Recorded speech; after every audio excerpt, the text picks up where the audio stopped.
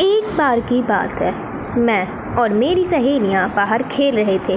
तभी मैंने देखा कि कुछ महिलाएं कपड़े लेकर तालाब जा रही थीं और कुछ मेरी उम्र की लड़कियां भी थीं वहीं, कुछ 10-12 साल की। उन्हें देखकर मेरा भी मन पड़ गया कि मैं भी आज कपड़े धोने जाऊंगी।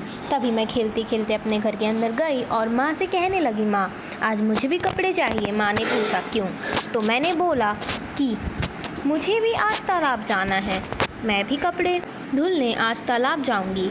माँ मुझे कपड़े नहीं दे रही थी, मैं चल गई, रूठ गई। तभी माँ ने मुझे कुछ कपड़े दिए, ज़्यादा नहीं थे, बस 2-4। और मैं छोटी सी टोकरी में कपड़ों को रखती हूँ और बाहर आती हूँ और अपनी सहेली से बोलती हूँ, आज मैं कपड़े धोने तालाब जा रही हूँ, क्या आप भी चलेंगी? तभी वह बोलती है, मैं भी चलूँगी। वो अपने घर जाती है, अपनी माँ से कहती, माँ मुझे भी कपड़े चाहिए, मुझे भी तालाब जाना है कपड़े धोने। माँ नहीं देती, वह रूठ जाती है। तभी माँ उसे छोटे छोटे 2-4 कपड़े दे देती हैं।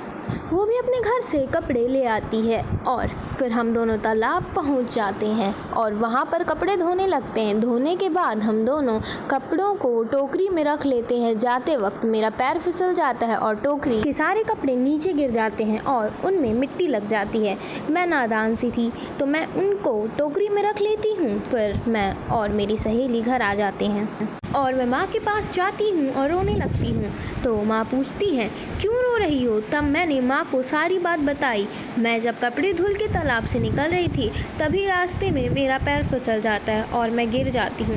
टोकरी के कपड़े भी गिर जाते हैं और उनमें मिट्टी लग जाती है। माँ ने बोला, आपने तो कपड़े अच्छे से धुले हैं। माँ ने कपड़े लिए और उन्हें धुला और मुझे दे दिया कि जाओ इन्हें छत में सूखने के लिए डाल दो। सिर में टोकरी लेकर छत में गई, तभी मेरी नज़र पेरू के पेड़ में पड़ी जो कि पड़ोस के आंगन में लगा था। उसे देखकर मेरा पेरू खाने का बहुत मन पड़ गया।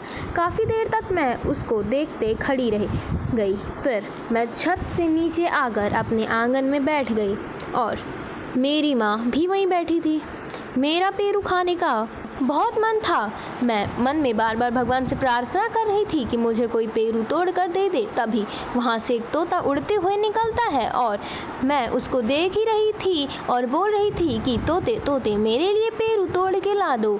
मैं यह मन में चिल्ला चिल्ला कर कह रही थी कि कुछ ही क्षण में वह तोता आंगन में पेरू फेंक कर चला जाता है। मैं बहुत खुश हो जाती हूँ और भगवान को धन्यवाद देती हूँ कि उन्होंने मेरे दिल की पुकार सुन ली। फिर मैं उस पेरू को भगवान का प्रसाद समझकर खा लेती हूँ। कहानी की सीख, दिल से भगवान को याद करने से भगवान हमेशा पुकार सुनते हैं।